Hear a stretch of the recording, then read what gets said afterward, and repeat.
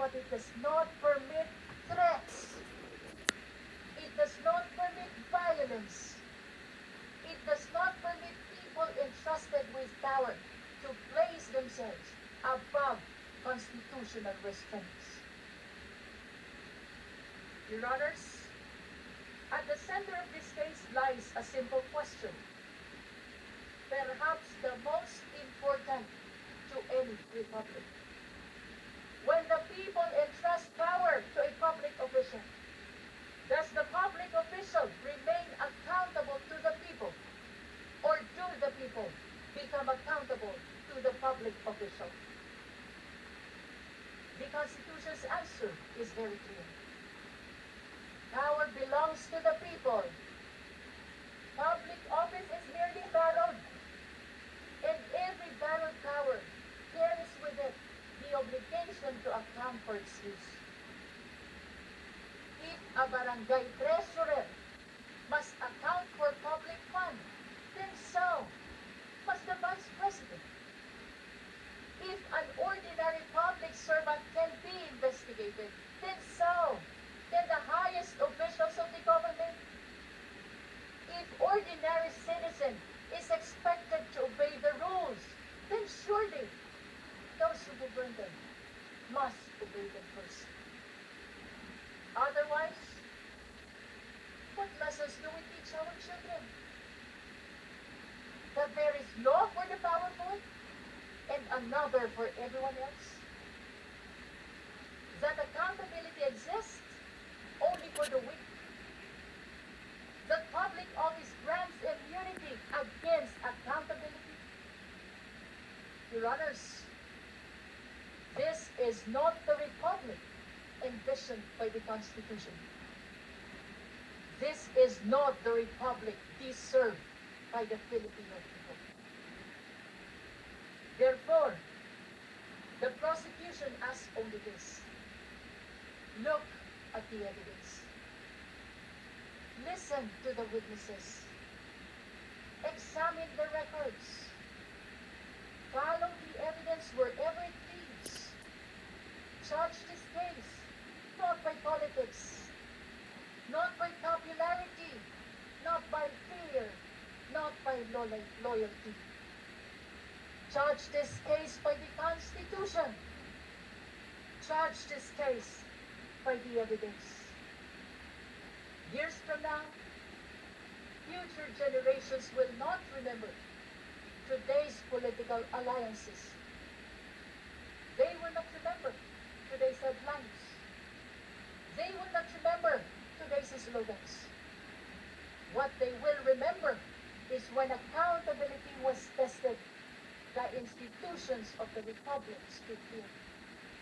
They will remember only one thing: what this court did when the Constitution voted. Future generations will not ask how powerful the respondent was. They will not ask how loud the political debate became.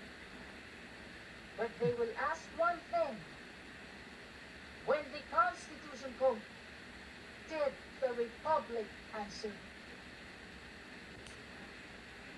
Your Honors, this is that moment. This is the moment the Constitution anticipated.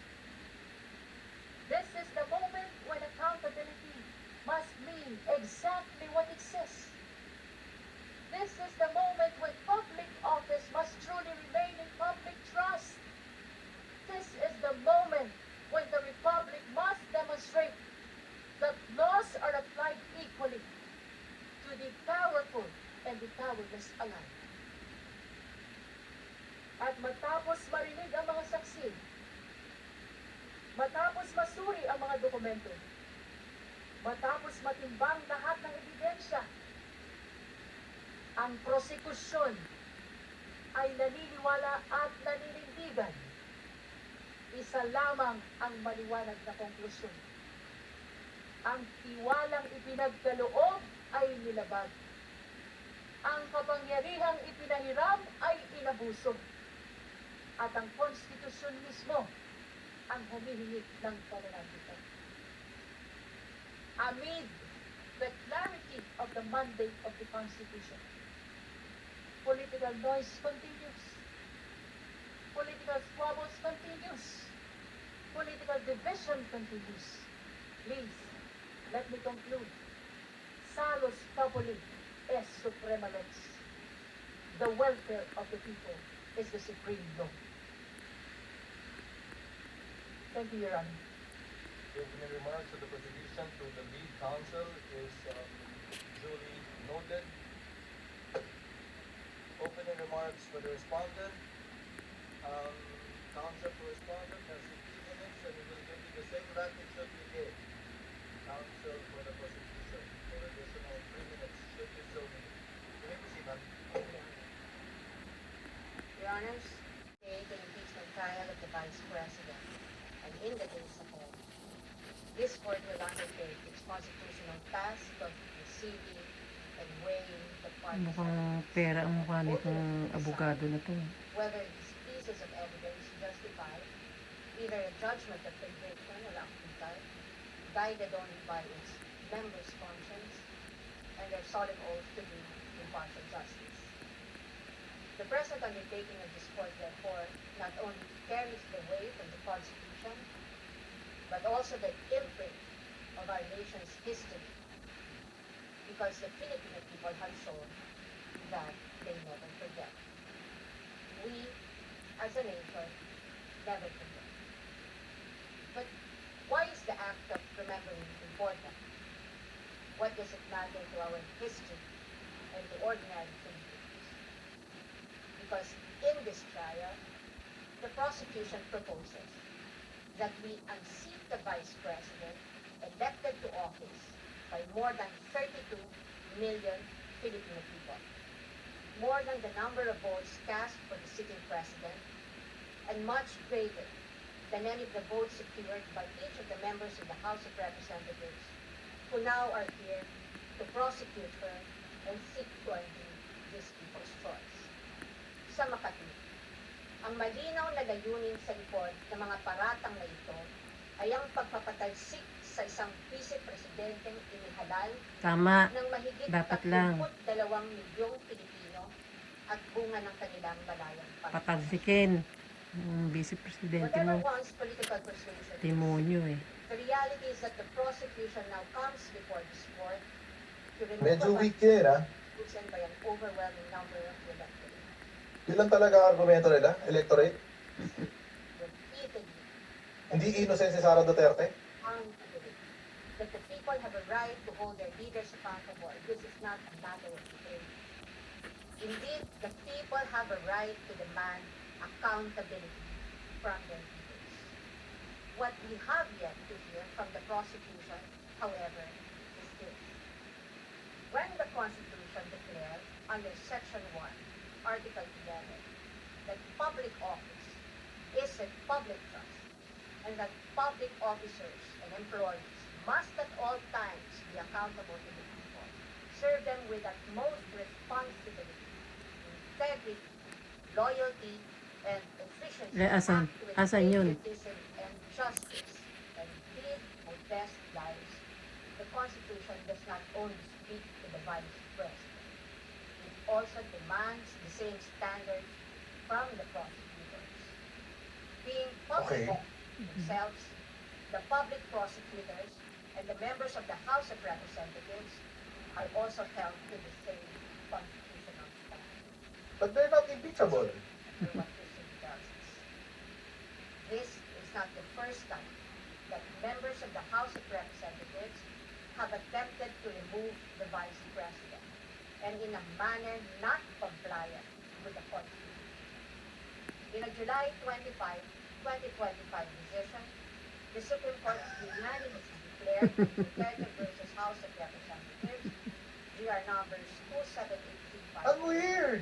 27359, that the impeachment proceedings in the House of Representatives were tainted with grave abuse of discretion. Laki bayad sa yan oh. Attorney. Guys, so weird. Alam nyo bakit weird? Kasi itong opening statement is supposed to dapat sabihin sa mga nag-o-observe na inosente yung aking kliyente. Oo. Dahil dito, ito yung mga dahilan kung bakit inosente ang aking kliyente. Dapat ganun. Opening statement lang naman. Hindi yun, pero ang ruta nila, ang rutang ginawa nila, atakihin yung prosecutor. At sabihin na ito yung may pinakamaraming boto, so dapat hindi siya tanggalin. Ah. Kahit anong gawin niya, hindi siya tatanggalin. Ala, Ano ibig sabihin na? ganun nga. Ang weird. Ang weird. Man, ang weird. Anyway, To do. But perhaps the most enduring reminder of this Naligaw si ate. that we must not forget in the entire course of this trial is that wala na. Hindi applicable yun dito eh. the rule of law that does justice is our Lone Star, and that justice includes accountability. Justice includes fairness. Without fairness, there is abuse. This Fairness. is what our Anong fairness ka dyan? democracy is all about. It is in light of these reminders that we draw attention to certain fundamental legal principles that we think we must not forget throughout this trial. Mga batayang prinsipyo na dapat nating tandaan sa buong panahon ng pagbibigis na ito, anuman ang ating kulay o politika. Grabe, tinitaan pa yung It's impeachment ko. hard to be true and honest to our proclaimed values, such as the pursuit of accountability, Inuutusan ng impeachment, sir. in our system of government. Then we must Ayos rin tong possess attorney of ni unyielding resolve Inday to Lustay, ah. ensure that the trial and judgment in this case are done in accordance with the command of the Constitution, the majesty of the law, and the discipline required by the rules.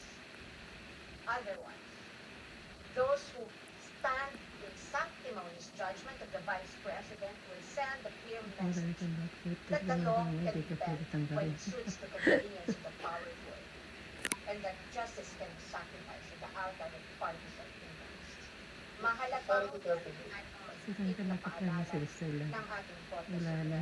Talo ka na. Impeachment is not a purely political proceeding.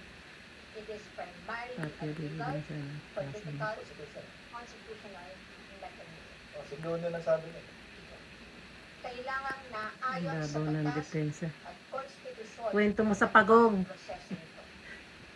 According to the Constitution, it is the Senate that shall have the sole power to try and decide all cases of impeachment. This power is not shared. The Constitution gives no other body, department, tribunal, agency, or a mere Boo! committee Yung mini trial. Okay. power to try an impeachment case. The House clearly indicates the Senate. Uy, madam. Madam, yan na yung, ang binabasa niya mga kababayan, ito yung itinay nila na kaso sa Korte Suprema na hanggang ngayon hindi pa inaaksyonan ng Korte Suprema. Ako yun yung opening statement niya. Pero sige, fine. Wala problema. Kasi ka, Pangit usually, na open, walang drive. kapag ganito, ang opening statement mo is tungkol sa innocence ng kliyente mo. Hindi mo kukwestiyonin yung proseso. Madam, umabot na kayo ng impeachment trial, yan pa rin ang drama mo. Diyos ko, mahirap yan. Narrative against the Vice President